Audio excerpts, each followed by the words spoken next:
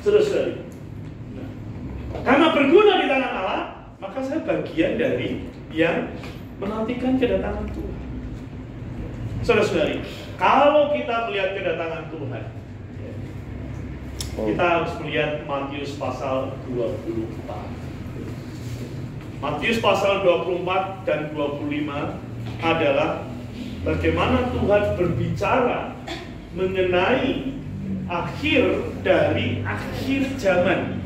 Akhir zaman itu dimulai dari kenaikan Tuhan, tercurahnya Roh Kudus sehingga gereja ada di muka bumi.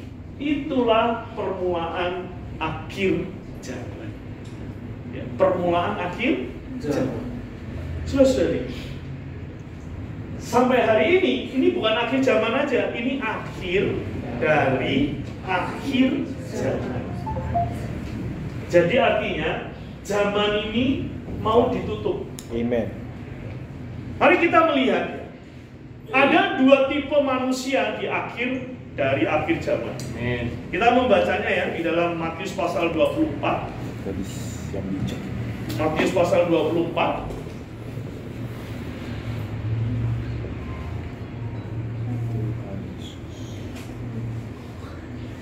Ayat yang pertama, saudara-saudari. Amin. Sesudah itu Yesus keluar dari bait Allah lalu pergi. Maka datanglah murid-muridnya dan menuju kepada bangunan-bangunan bait Allah. Saudara-saudari, ini kalau kita mau doa baca ya, ada banyak kenikmatan di satu ayat ini. Ya. Yesus keluar dari bait Allah. Bait Allah adalah lambang dari gereja. Ternyata Yesus keluar dari gereja secara ekonomikal, ya, bukan secara esensi, saudara. Secara esensi dia adalah dalam gereja, tapi secara ekonomikal dia keluar meninggalkan gereja. Karena dikatakan lalu pergi. Pergi. Tetapi ternyata ada yang datang. Maka datanglah murid-muridnya. Jadi ada yang kumpulan banyak orang, ada yang disebut dengan murid. Disciples. Maka tadi saya katakan ada orang Kristen, ada dua macam. Orang Kristen yang menempuh kehidupan gereja dan yang di luar kehidupan gereja. Atau orang Kristen pemenang dan orang Kristen yang kalah. Maka di sini ada dua macam. Yesus keluar dari bait Allah lalu pergi, tapi ada yang datang kepada Tuhan Yesus. Amen. Yaitu murid-muridnya. Amin. Saudara-saudari, melalui berita ini saya berharap kita menjadi murid-murid. Amin. Murid-murid yang suka datang kepada Tuhan. Kita menjadi murid-murid yang suka datang kepada Tuhan. Amin. Supaya apa, saudara-saudari? Supaya kita memiliki penyertaannya. Amin. Penyertaannya yang ekonomikal. Amin. Bukan penyertaan yang esensi. Saudara-saudari, penyertaan Tuhan terhadap kita memang tidak akan pernah terhilang. Tetapi penyertaan Tuhan secara ekonomikal itu bisa hilang, saudara-saudari. Bisa hilang. Betul. Kita melihat satu ayat yang membuktikan perkataan ini, saudara-saudari. Di dalam Wahyu pasal 2 ayat 1. Wahyu pasal 2 ayat 1. Kita baca. Tulis mereka cuma di Efesus. Ia firman dari Dia yang memegang 7 bintang itu di tangan kanannya dan berjalan di antara 7 bagian emas itu. Jadi ada yang dipegang, ada yang cuma dilewati. Betul ya, saudara-saudari ya? Ada yang dipegang, ada yang dilewati. Siapa yang dipegang? Ke-7 bintang. Siapa yang dilewati? Ke-7 Amen. Saudara-saudari, lihat. Maka kalau kita sudah menempuh hidup gereja, kita harus tetapkan, saya mau jadi pemenang. Amen. Karena pemenang inilah yang dipegang. Amen. Saudara-saudari, aman mana dipegang sama dilewati? Semua pasti boleh dipegang, saudara-saudari. Aman dipegang Tuhan. Ya. Kita kan ada hidung ya, Tuhan coba tanganku, ingatlah lemahku. Ya. Tuhan jabat tanganku. Ini realitasnya. Tuhan memegang ketujuh bintang. Amen. Tapi Tuhan juga cuma berjalan. Ya. Ada orang yang digandeng Tuhan, ada orang yang dilewati. Iya, Tuhan, terima kasih. Ya. Kalau saudara-saudari menempuh kehidupan gereja, cuma hari Minggu datang, cuma segala sesuatu cuma datang. Ya. Itu ya seperti tadi, ketujuh kaki dan itu cuma dilewati. Ya, dilewati. Tuhan tetap berjalan. Tetapi kita harus punya ya satu kemajuan. Amin. Tuhan, Satu kemajuan. kau bukan hanya berjalan Amen. di antara kami, Tuhan, Amen. tapi kau juga memegang kami. Amin. Ya, memegang kami. Ya, sehingga kita bisa berkata seperti Mazmur Daud, sekalipun aku berjalan di lembah kekelaman, di lembah bayang-bayang maut, Amin. aku tidak takut. Aku tidak takut. Ya. Jadi kita berada di dalam genggaman Tuhan. Amin. Saudara-saudari, banyak orang Kristen, banyak hamba-hamba Tuhan ada di genggaman kantong orang kaya. Ya kan? Orang kaya itu mengantongi hamba-hamba Tuhan. Ya. Dan banyak hamba Tuhan hidupnya dari kantong orang kaya. Kita harus bisa berkata, Tuhan, aku hidup karena Kau pegang. Amin. Kau pegang. Amin. Kita harus punya ketetapan demikian. Amin. Maka kita akan menjadi bintang. Bintang yang bersinar di dalam kegelapan. Ya, kalau kita membaca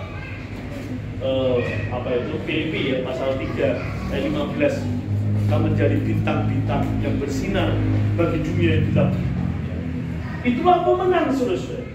Nah, karena itu saudara-saudara, kalau kita melihat Matius pasal 24, di sana dikatakan bahwa tariklah pelajaran dari perumpamaan pohon ara.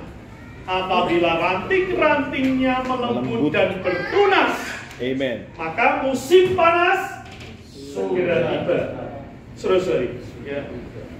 Saudara-saudari, ini adalah tanda besar yang diberikan kepada kita bahwa bagaimana kita melihat kedatangan Tuhan itu karena Israel menjadi sebuah negara. Iya. Saudara-saudari, sebuah kerajaan atau negara yang telah terhilang 265 tahun, 2650 tahun, tiba-tiba muncul di tanggal 15 Mei 1948. Saudara-saudari, ini bukan oleh tangan manusia. Generasi hilang itu sekitar 500 tahun. Dia 2650 tahun. Hari ini mereka menjadi sebuah negara. Saudara-saudari, lalu dikatakan rantingnya melembut. 1967, ini kita melihat sejarah dulu supaya kita melihat waktunya memang sudah dekat. Ya. 1967 ada perang namanya perang Yom Kippur. Ya. Israel dikeroyok 7 negara, tapi menang. Ya. 7 negara mengeroyok, tapi menang. Nyaplok dataran tinggi Golan, Sinai, ya, Yordan. Dia dapat semua tanah mulai melebar. Saudara-saudari, kalau kita melihat peta Israel itu makin tahun sejak 1948 itu bukan makin kecil, makin besar. Ya. Pemukiman Yahudi mulai berdatangan. Ya. Nah, ranting melembut adalah Yerusalem kembali ke Israel. Ya. Yerusalem barat. Ya. Iya. Yerusalem Barat baru kembali ke tangan Israel. Itu tahun 67. Tahun 2018, ini 2018, Yerusalem Timur resmi kembali ke Israel. Betul. Apa artinya, saudara-saudari? Ya. Apa artinya? Artinya adalah bait Allah bisa dibangun kembali. Ya. Amin. Maka hari ini Israel punya otoritas terhadap Masjidil Aqsa. Tutup dulu, nggak boleh sholat. Sudah, mau apa? Ya. Yang ini dikip ya kalau direkam ya. Jadi, saudara-saudari, sehingga tidak bisa lagi mereka ibadah di sana. Karena telah menjadi otoritasnya menjadi wilayah Israel. Artinya saudara-saudara, bait Allah nggak berapa lama. Nah, kita lihat di dalam Matius pasal 24 ya. 24.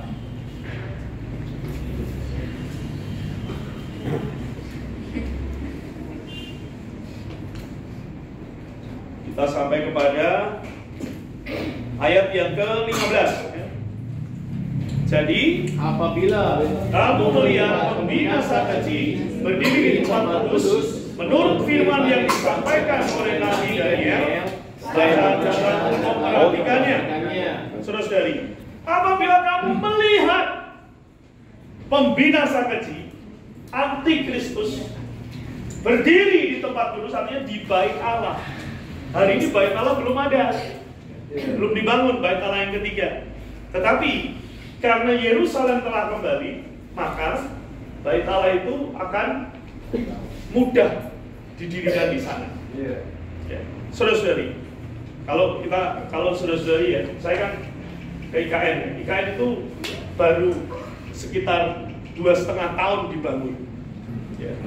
Sudah banyak bangunan yang berdiri ya.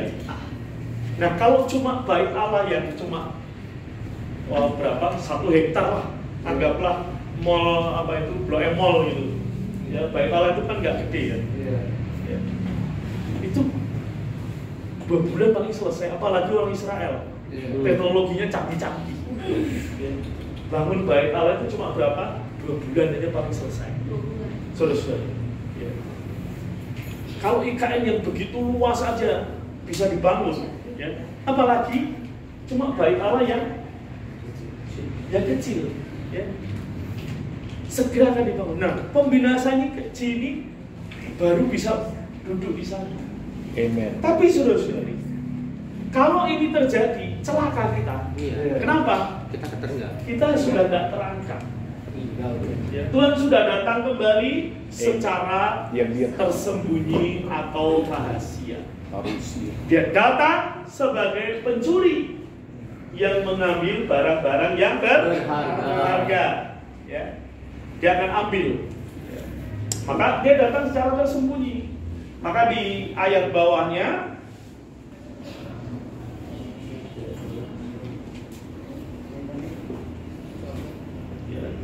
ayat bawahnya ya, saudara-saudari. Ya, kita lihat ya dari ayat 40 dan 41 ya. 3, 2, 1. Pada waktu itu kalau ada 2 orang di ladang, yang seorang akan dibawa dan yang lain akan ditinggalkan. Kalau ada 2 orang perempuan sedang memutar batu bilangan, yang seorang akan dibawa dan yang lain akan ditinggalkan. Saudara-saudari, ini menunjukkan dunia kerja ada yang diangkat, ada yang lalu di dalam rumah ada perempuan yang memutar bilangan. Jadi apapun kehidupan kita, baik sebagai seorang yang bekerja atau seorang yang berkeluarga atau yang melayani Tuhan, tetap pasti satu ditinggal. Saudara-saudari, ya. Ini maka peringatannya adalah ayat 42 kita baca. Karena itu berjaga-jagalah, sebab kamu tidak tahu pada hari mana Tuhanmu datang. Ayat Ayat 3, tetapi ketahuilah ini, jika Tuhan rumah tahu pada waktu mana, pada malam hari pencurian akan datang, sudahlah pasti ia berjaga-jaga dan tidak akan membiarkan rumahnya dibongkar. Saudara-saudari, maka Tuhan hanya bukan berkata waspadalah dan berjaga-jaga, tapi Dia memberi jalannya. Bagaimana seorang percaya untuk menjadi bagian dari pemenang ini berjaga-jaga, ya, supaya kita diangkat, ya, yaitu di pasal 25. Ya. Matius 25 ada dua perumpamaan yang Tuhan berikan untuk menjadi orang yang berjaga-jaga dan waspada. Yang pertama, 5 gadis bijaksana. Saudara-saudari, 5 gadis bijaksana menunjukkan apa? Gadis itu menantikan mempelai perempuan. Ini bicara apa? Bicara kasih. Sebagai gadis, amen, kita itu harus mengasihi Tuhan, merindu dan bahkan Tuhan. Amen. Tiap hari kangen pada Tuhan. Ya, saudara-saudari, saya kalau di KN itu, yang saya kangenin bukan anak-anak saya, saudara. Saya nggak pernah kangen anak saya.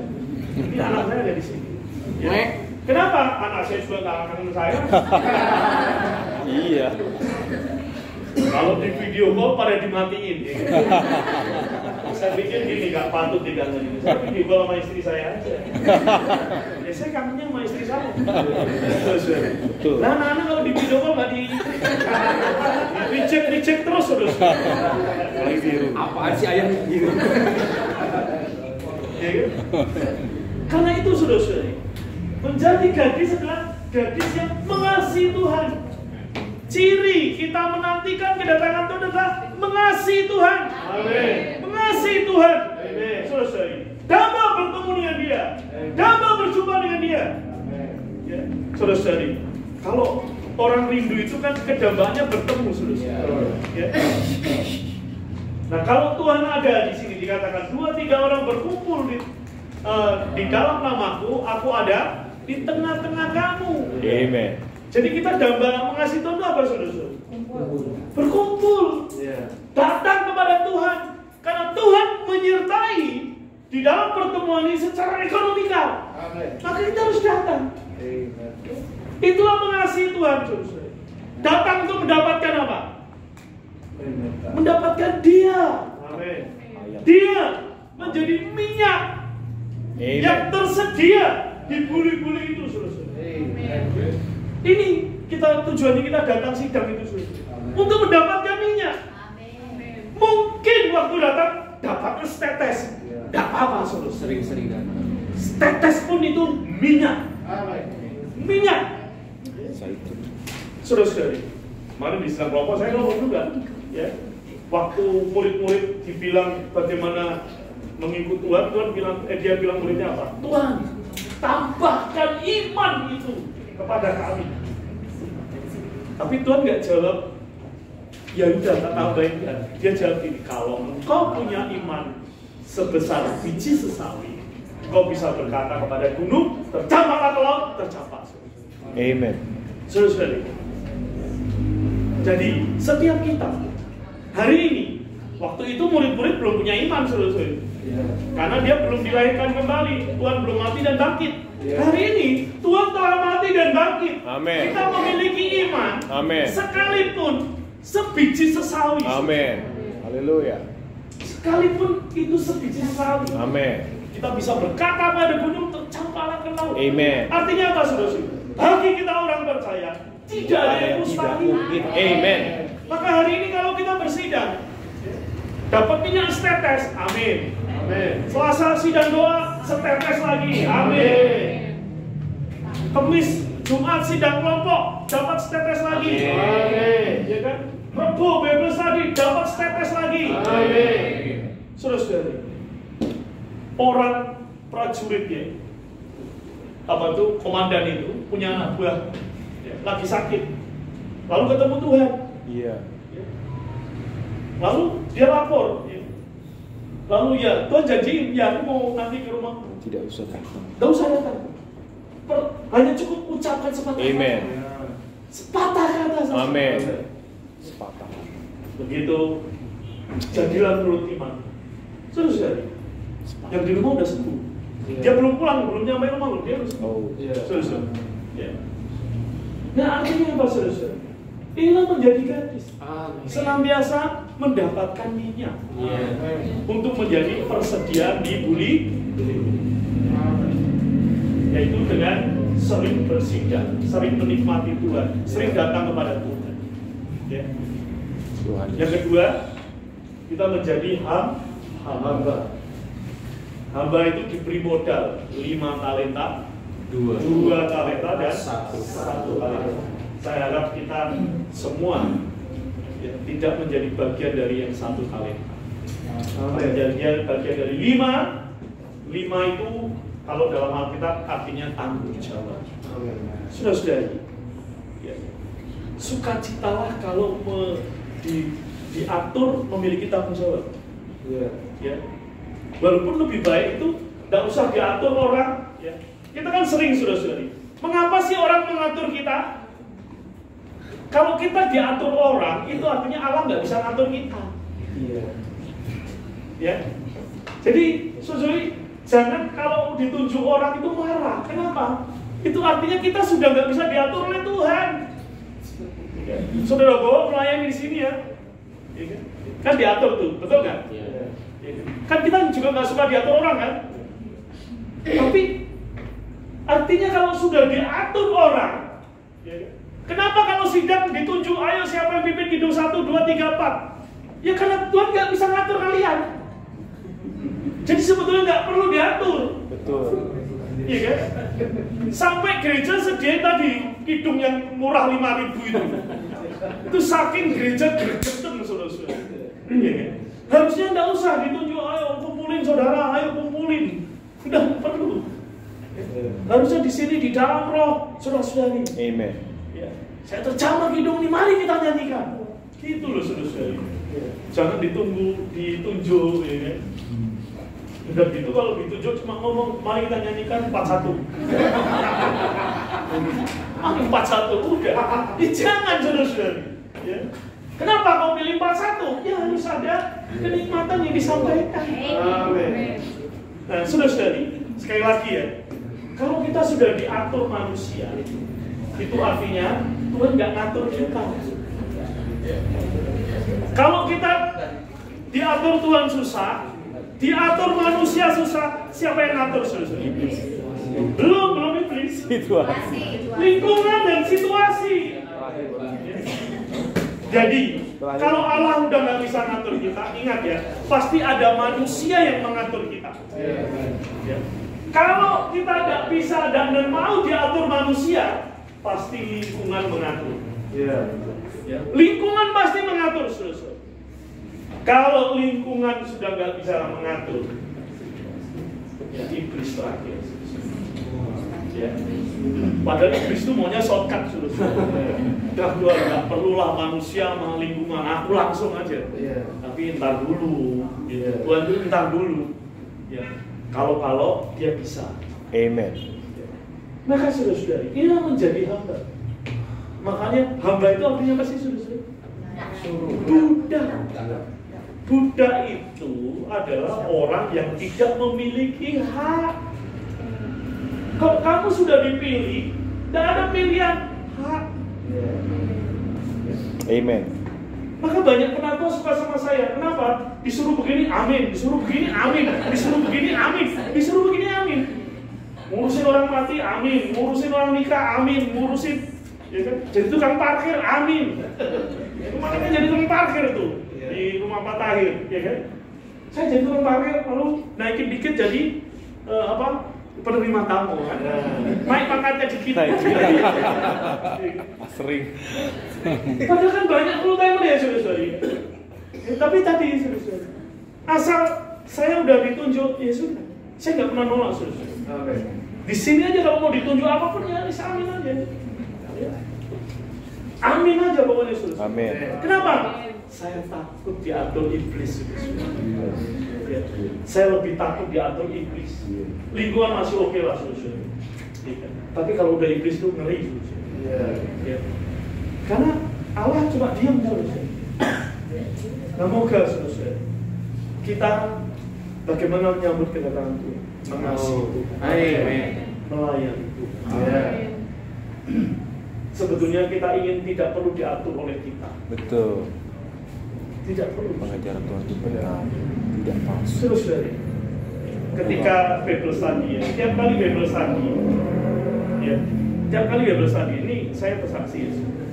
Kan ada tamu dari Tangerang, ya, Pak Lukas, ya, Santosa dan istrinya. Tiap kali ke kamar mandi, ya, nanya yang ada bisu nggak sih? Mikir terus, lalu nyari tempat sampah mana, terus ya. Ini saya bersaksi, ya, supaya saudara-saudari punya gambaran bagaimana. Saya beli apa itu tong sampah yang gede. Saya beli keset, itu ada berapa keset? 4 atau 5 keset. Saya beli tisu. Amin. Saya taruh di sana. Saya tempatkan. Saya beli tempat tisu. Ya, gak tahu udah pasang belum. Nah, itu udah berapa bulan yang lalu padahal, ya kan? Tempat tisu untuk narik tisu untuk plat. Sudah. Ya. Lalu setiap kali mau mulai semprotin dulu, mau wangi-wangi yang di situ. Supaya apa? Orang itu nyaman. Orang nyaman akan suka terdukung. Ya. Ini yang saya lakukan, saudara-saudara. Saya nggak lapor saudara-saudara terus beli tempat sampah dong tambahan. Kita pakai uang kita sendiri. Kita beli. Yang kecil sama yang gede. Saudara melihat keperluan gitu. Ini bolong ini ya, nggak pernah dicek kan. Jadi nelayan itu gampang, saudara. Lihatlah ini. Lu lihatlah ini waktu mau saya sobek ya. Kalau nggak disobek, padahal kita nggak berapa, saudara. Kenapa sih pada tenang semua gitu? Ini tuh kalau kita kerja ini bagian dari pelayanan. Amin.